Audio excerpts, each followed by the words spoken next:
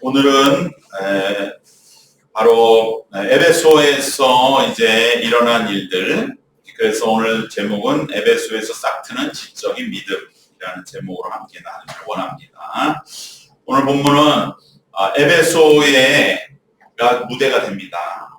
에베소에 사도 바울은 사실 에베소를 굉장히 가고 싶어 했어요.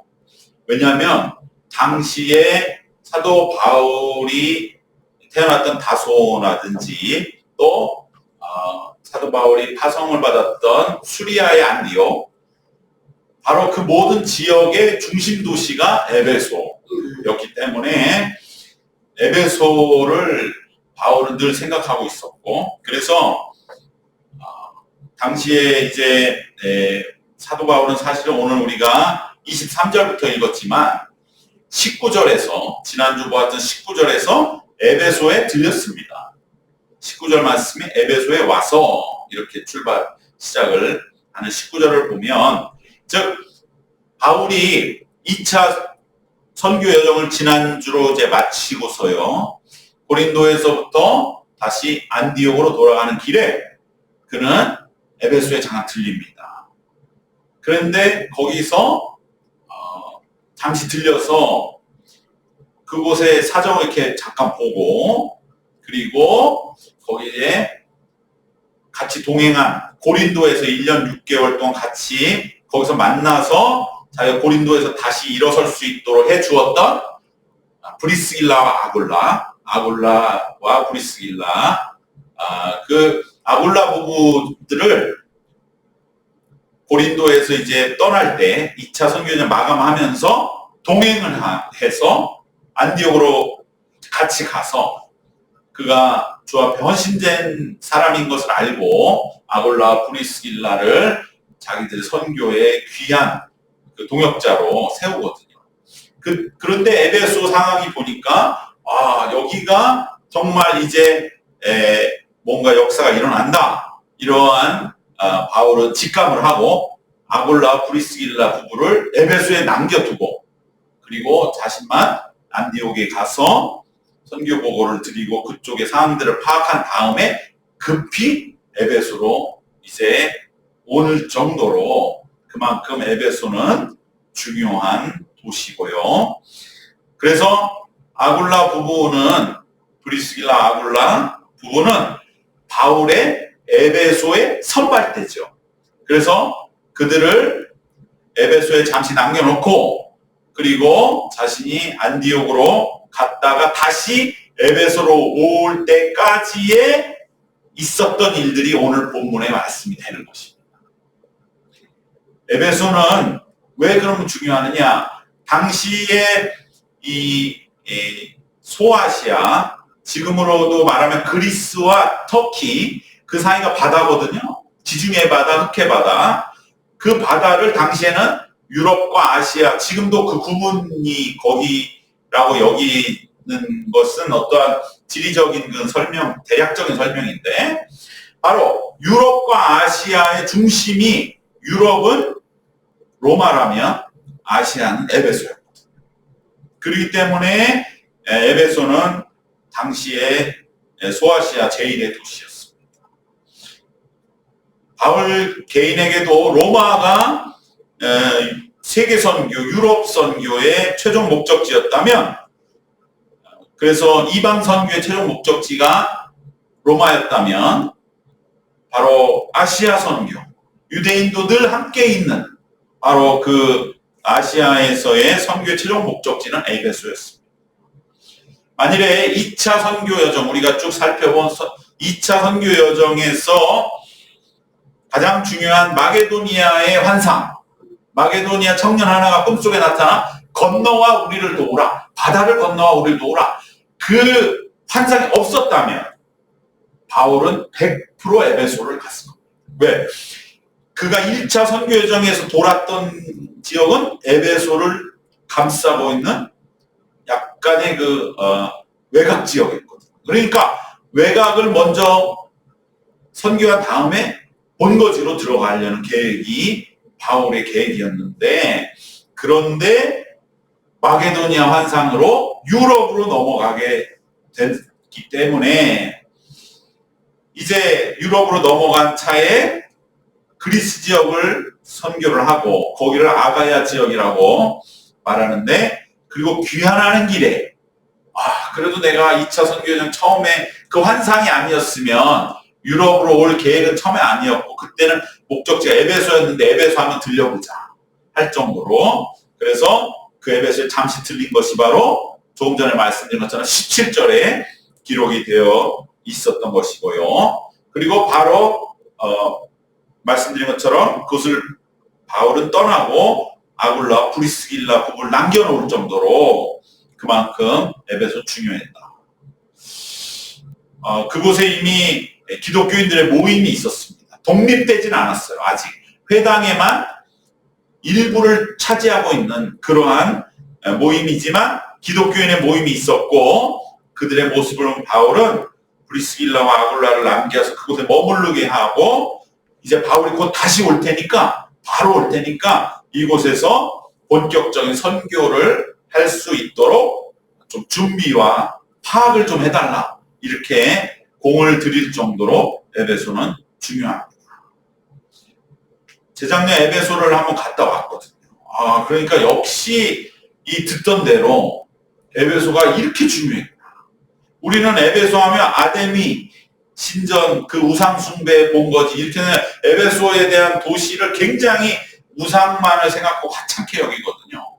근데 사실 에베소 굉장히 중요해요. 나중에 예루살렘이 AD 70년 로마에 전부 다 무너지고 전부 황폐화되고, 그 AD 70년 로마로 인한 예루살렘 멸망이 회복되는 게 1950년이구나 마찬가지예요. 이스라엘 사람들이 2000년 동안 세상을 떠돌았단 말이 거기서 나오거든요. 그만큼 AD 70년의 예루살렘 멸망은 회복 불가능한, 거의 70년에 망했다가 1950년에 다시 재건이 됐으니 1900년을 망한 상태로 있었던 그 예루살렘이니, 당시 AD 70년의 멸망은 얼마나 완전히 이제는 예루살렘은 더 이상은 재건 불가, 1900년은 걸려야 회복되는 것을 누가 그 당시에 회복된다고 감히 말할 수 있었어요. 그러니까 예루살렘은 완전히 다 흩어지고요. 그때 남았던 기독교인들이 어디로 왔느냐? 중심리 안디옥을 지나 에베소로 왔다.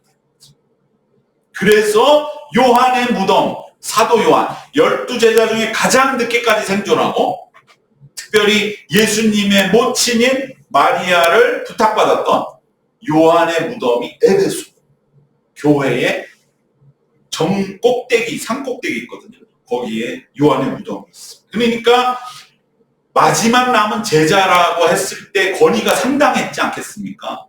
예수님이 마지막 제자가 이제 다 죽었고 요한만 남았다. 요한이 어디에 있느냐가 교회가 있는 거나 마찬가지죠.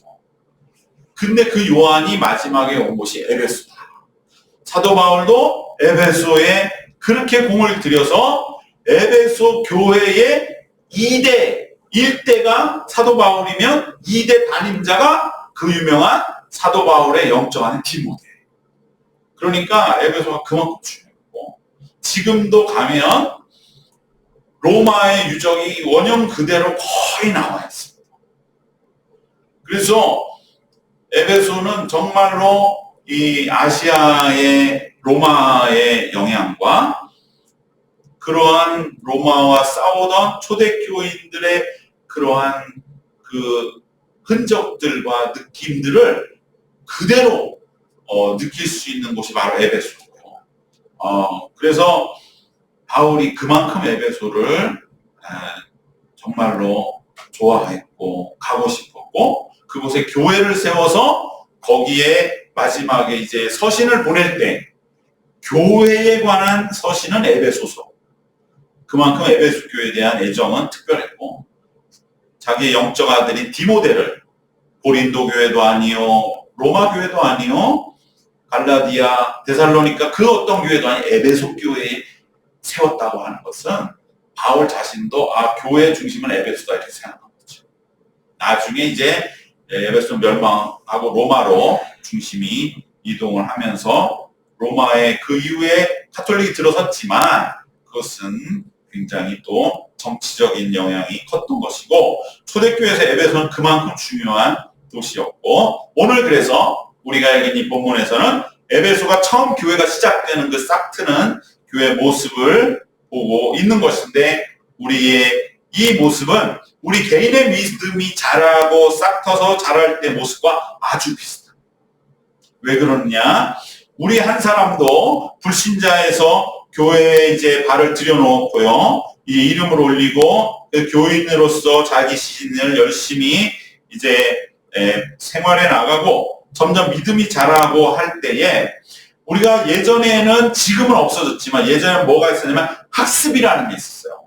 세례 받기 전에 받는 학습 받고 세례 받고. 근데 그것이 이제 하나로 합쳐서 그냥 학습 세례식을 하다가 이제 그냥 학습이란 말도 없이 세례로 바로 넘어가는데 그건 좀 아쉬운 건 있어요. 왜냐하면 학습이라는 것을 이해를 하면 오늘 이 말씀이 바로 아볼로를 중심으로 한 에베소에 있었던 교우들이 학습 단계에 있었다는 걸 명확하게 보여주기 때문인 것입니다. 바로 이것은 학습이라는 단계 예식을 예전에는 받았는데 이것은 세례받기 전에 그리스도와 복음과 말씀을 배워간다는 의미에서 그리고 점점점 그로 인해서 많은 어떠한 지식적인 부분에 이제 흠잡을 것 없는 그리스도인이 되어 간다.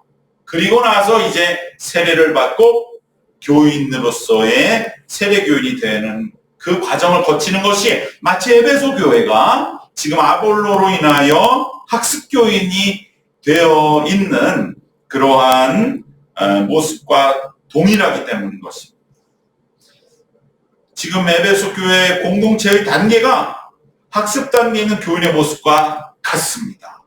에베소 초기에 이 학습 단계 교회를 이루는데 중요한 역할을 한 지도자가 바로 아볼로, 영어로는 아폴로고 이 아볼로는 당시 가장 학문적인 열정이 뜨거웠던 바로 알렉산드리아 출신의 헬라파 유대인이었던 것입니다. 알렉산드리아 당시 가장 세계에서 큰 도서관이 있다는 것이죠. 그리고 이 아볼로는 구약에 정통했습니다. 그리고 알렉산드리아라는 국제도시의 세계적인 학문의 흐름을 알고 있었던 것이죠. 지금 세계 사상이 어떻게 되어 있다. 그리고 그리하여 이 아볼로는 이 모든 것을 탐구한 결과 당시에 막 이제 전해지기 시작한 알렉산드리아에도 복음이 전해져서 그곳에서도 바로 이집트의 콥틱 교회를 이루는데 그 퍼지기 시작한 알렉산드리아에 퍼진 예수 그리스도의 복음이 가장 최고이고 탁월하고 우리 삶의 해답을 제시한다는 확신을 가지고 믿음을 가지고 복음을 전하기 시작했고 그리하여 특별히 그는 율법에 정통했기 때문에 유대인들과의 논쟁에서 조금도 밀리지 않았습니다. 알렉산드리아와 에베소가 모두 국제도시였기 때문에 이러한 아주 열린 태도는 그리고 지적인 탁월함은 유용했고 쓸모가 있었고 그리고 이제 막 싹트기 시작한 기독교 공동체의 여러 가지 궁금증들을 해소시키시고 신학적인 논변과 영향력 확장에 도움을 주었습니다. 성경과 복음은 그 내용 자체가 무한한 절대 진리이기 때문에 제대로만 표현되고 전달만 되어도 힘이 있습니다. 그리고 삶의 해답이라는 확신을 줍니다. 아볼로는 이러한 자기가 알고 있는 객관적이고 분명한 하나님에 대한 지식, 왜 예수 그리스도가 유대교 2000년 역사의 해답인가? 이것을 그냥 있는 대로 전한 거죠. 예언자들이 예언을 했다. 그 예언은 사실 다윗의 메시아인 줄 알았는데 우리가 전부 잘못 알고 다윗으로 온 나라를 구원할 수 없기 때문에 하나님은 예수 그리스도라는 메시아를 주셨는데 그건 너무 어려운 일이니까 사람들은 아직도 모르고 있다. 그러나 영적으로 신실하게 정말 율법의 핵심인 사랑을 깨닫고 살고자 하는 자에게 예수 그리스도 이외에 답은 없다. 그러한 지식적인 그 선포만으로도 많은 이들에게는 뭔가 확신을 주고 뭔가 마음의 이끌림을 주는 그것이 바로 복음의 능력이요 내용의 힘이죠. 지적인 신앙의 유용함입니다. 이것은 어떠한 객관적인 그냥 역사요 사실이기 때문인 것처럼 느껴지기 때문에 이것은 객관적으로 전달할 수 있고, 그래서 누구든지 납득시키고 수긍하게 할 수 있죠. 누구나 목말라하고 죽기 때문에 누구나 예수님의 복음을 들으면 뭔가 수긍이 되고 납득이 됩니다. 그래서 이러한 아볼로가 전하는 그 객관적인 복음의 지식은 보편성이 있습니다. 누구에게나. 이것은 전달이 되고 국제도시적인 그러한 가르침이 됩니다. 그리고 이러한 지적인 믿음의 유용함 또한 비인간적이고 비문명적인 삶에서 인간다운 삶으로 우리 이끌어가는 그러한 계도할 수 있는, 계몽할 수 있는 힘이 있습니다. 그리고 도덕적인 우월성을 가지게 하기 때문에 다른 어떠한 가르침이나 사상이나 특별히 대적하는 유대교를 종교적으로 압도하고 우위를 차지할 수 있습니다. 그러나 이것은 학습 단계 신앙이죠. 진정으로 이제 이 바로 학습 단계 지적인 믿음의 약함은 정말 우리의 신앙의 고민이기도 하실 것입니다. 무엇은 그럼 이 방금 전에 말씀드린 지적인 신앙의 유용함들, 보편적이거나 객관적인 전달성이 있다거나 계몽적이거나 도덕적 우월성이 있는 것은 맞지만 그것은 신앙의 중심은 아니죠. 그렇기 때문에 이 지적인 신앙의 약함은 무엇이냐? 삶의 변화를 일으키지 못합니다. 그래야 우리의 삶을 바꾸지 못하는 결과 실현에서 과연 이길 수 있겠나? 지적인 신앙은 위기가 오면 흔들리고 결국 자기는 지식적인 동의를 하고 좋구나, 그래, 그러면 뭔가 거기에서는 되겠다 이 생각 들지만 그건 너무 약하다. 내 신앙을 시험하고 내 믿음에 대해서 도전해오는 뭔가 일이 안 된다든지 내가 병들고 뭔가 세상의 벽에 부딪히게 되면 흔들린다. 그 흔들리는 거를 지적인 신앙으로는 막을 수가 없다. 결국은 나중에 사탄은 뿌리를 뽑게 만드는 것입니다.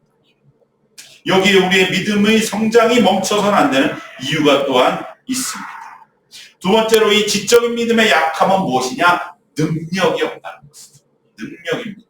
살아있는 신앙, 그래야 체험적이고, 그래서 다른 사람에게 구원으로 인도하는 그 강력한 영적인 힘, 구원에 이르도록 이끄는 그러한 진정한 사랑의 그 능력이 지적인 신앙은 약하다. 많이 알긴 알아요.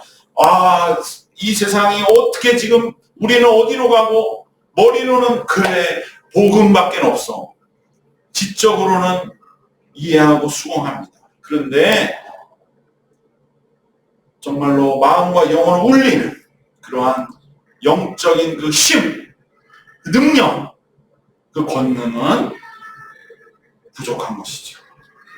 왜냐하면 진짜 사랑은 우리의 지적인 동의로만 얻어서는 안 되는 거죠. 그를 진정으로 붙잡고 감동시키고 주님께로 이끌어올 수 있어야 진정한 사랑이 되는 것이고, 이것이 우리가 예수를 믿는 최종 목적인 것이죠. 하나님을 사랑하고 이웃을 사랑해서 정말 진정으로 사랑한다면 복음을 전해서 그를 주님께로 인도해야 되는 것이죠. 그리고 이것이야말로 율법의 목적을 달성하는 것이죠. 바로 이러한 능력이 있느냐. 그러니까 우리가 천주교와도 늘 하는 얘기는 그거예요. 당신은 구원이 있다? 모르겠어. 한 2000년 동안 그럼 다 지옥 갈 수는 없는 거 아니냐. 그런지 몰라. 그러나 확실한 건 뭐냐? 능력이 있냐. 능력의 문제. 정말 내가 삶이 바뀌어서 예수님처럼 내 삶을 바칠 수 있느냐. 그저 가서 참석하고 앉았다 일어났다 하고 나는 그냥 얘기나 듣고 오고 그러면서 제사 하나 못 버리고 담배 하나 못 끊는 신앙이 능력이 있냐 이거죠. 누구한테 그걸 믿으라고 예수님의 사랑을 전할 수 있느냐. 그러한 차이가 있는 것이죠. 확실하지 않다. 속이 시원하지가 않다 이거예요. 우리는 정말 하나님의 기도하고 매달려서 하나님 내 마음을 좀 시원하게 해주시오. 어루만져 주시오. 하나님과 직접 소통함으로써 확실한 그런 능력, 이것은 체험과 우리 삶에 살아있는 그러한 삶으로 나오는 것이죠. 지적인 것까지만. 그 가톨릭 신학은 뭐 엄청나게 발달한 신학 대전, 토마스 아퀴나스, 어거스틴, 수많은 신학들, 그 지적으로 발달하지. 그러나 한 사람을 붙잡을 수 있냐? 영적으로 잡고 하나님 살아 계시다. 우리 하나님 앞에 나아가자. 그러한 영혼을 구원할 수 있느냐? 바로 이 능력의 차이인 것입니다. 그러니까 우리가 능력이 없다면 오히려 그 사람은 더 훨씬 못하는 거죠. 그 사람들 그나마 전통이라도 있고 또 뭐 선행은 하잖아요. 무슨 한센병 환자 또 막 어디서 치즈도 만들고 이런 정말 내 삶을 던지는 선행은 있다. 그걸 통해서 자기네는 보여준다 이건데 물론 그렇죠. 그게 더 강력할 것이냐 아니면 우리가 갖는 관심을 쏟고 정말 사랑을 쏟고 마음을 쏟아서 그리스도를 만들어서 그의 삶 속에서 그리스도가 역사하게 하는 그러한 믿음의 길을 가는 것이 더 확실하고 능력 있는 것이냐. 그건 오직 하나님만 판단하는 것이죠. 바로 지적인 신앙의 약함은 여기에 있는 것이고요. 세 번째로 지적인 믿음의 약함은 그러므로 인하여 영적인 삶이라고 하는 우리가 날마다 주님 앞에 이와 같이 되기를 원한다고 하는 영적 삶이라고 하는 것을 진정으로 목마르게 갈급하게 정말로 그렇게 되기를 원하면서 그러한 영적인 삶을 향해 나아갈 수 있느냐. 지적인 신앙은 과연 그것이 될까? 배운 것 따로 행동하는 것 따로가 너무 우리에게 팽배해 있기 때문에 우리는 오히려 지적인 걸 버리더라도 영적인 삶으로 우리가 함께 나가고자 하는 것을 우리는 늘 기도하는 줄로 믿습니다. 이것이 되겠느냐? 지적인 신앙에서는 어렵다. 왜냐하면 영적인 삶을 우리가 살고자 해야만 그때에 이제 작은 열매라도 하나 둘 맺히기 시작하며 진정으로 열매 맺는 그러한 신앙의 길을 실제로 걷게 되기 때문입니다. 이 모든 것은 사실은 성령이 우리에게 오시고 임재하시고 우리 안에 계시고 우리와 동행하심을 통해서 되는 것이지 우리의 힘으로는 될 수 없는 것이죠. 즉 성령이 임재하고 우리 안에 머물고 동행하는 영적인 삶을 우리 추구함에 있어서 지적인 신앙은 그 문지방밖에는 될 수가 없다는 것입니다. 이와 같은 진정으로 삶을 변화시키고 능력으로 충만하고 영적인 삶으로 살아가는 열매 맺는 삶의 길은 결코 성령이 함께하지 않으시면 달성할 수가 없는 것이죠. 이것을 아볼로에게 깨우쳐준 사람이 바로 아볼로와 브리스길라였고요. 그래서 바울은 그들을 남겨두었고 이것을 아볼로와 브리스길라에게 가르쳐준 사람이 바로 사도 바울이었던 것입니다. 생활을 함께하며 1년 6개월을 함께하며 체험적으로 생활 속의 가르침으로 배웠던 이 아볼라 부부가 아볼로가 너무나 많은 그러한 역할과 영향력을 미치고 있지만 부족한 것을 발견합니다. 그래서 바울이 그 부부에게 아볼로를 만나서 이것을 전해주시오 했을 때 아볼로에게 이것을 말하니 아볼로도 바로 그것을 수용했습니다. 그래서 오늘 본문에 보면 오히려 아볼로가 아굴라 부부를 가리킨 것이 아니라 브리스길라와 아굴라가 아볼로를 가리킵니다. 바로 26절에서 하반절 26절 전체 보면은요. 그가 회당에서 담대히 말하기 시작하거늘 이때 그는 아볼로죠. 아볼로가 회당에 담대히 말하기 시작하거늘 브리스길라와 아굴라가 듣고 데려다가 하나님의 도를 더 정확하게 풀어 이르더라.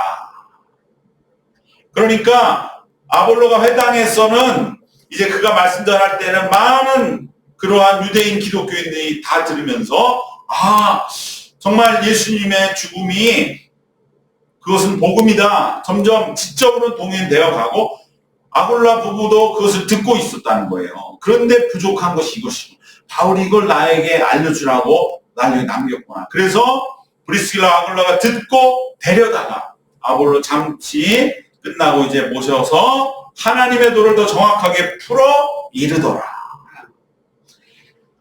즉 아볼로가 브리스길라와 아굴라 부부에게 이 정말로 삶이 변화되고 능력 있고 우리에게 열매 맺는 성령의 영적인 삶의 복음을 전할 때 아볼로도 바로 이것을 수용하게 되고 순종하게 됩니다. 어떻게 보면은 브리스길라와 아굴라 부부는 천막업자죠. 지적으로는 이 아볼로는 대학자급입니다. 알렉산드리아에서 에베소까지 올 정도니까. 그러나 이 저명한 학자급인 아볼로가 천막업자인 아굴라 부부에게 믿음과 복음에 대해서 배우는 것입니다. 이것이 신앙입니다. 교회이기 때문에 가능한 일. 세상적인 지식과 지혜로나마 상대가 안 되고 학문으로도 상대가 안 되지만 그러나 영적인 그러한 가르침이요 삶의 지식이기 때문에 아굴라 부부는 아볼로에게 전하게 되었고 아볼로도 이것을 그대로 받아들였다는 점에서 아볼로는 참으로 배운 사람이다. 그래서 아굴라 부부의 지도력에 복종하여서 이제 아볼로는 그 이후에도 아굴라 부부와 계속적으로 의논하고 교류하다가 무슨 얘기를 들었겠습니까? 바로 아굴라 브리스길라가 고린도에서 있었던 이야기. 거기서 바울이 겪었던 이 그리스 지역이야말로 아볼로 당신이 거기에 가면 너무나 물 만난 고기처럼 당시 알고 있는 그 알렉산더의 모든 지식과 그 모든 지적인 신앙을 바로 아테네와 고린도에 설파한 때에 거기에서만 당신은 엄청난 그러한 역사를 일으키게 될 것이라는 그 뭔가 맞는 것 같은 그 마음이 들게 되는 것이죠. 지적인 신앙을 추구하는 이들이니까.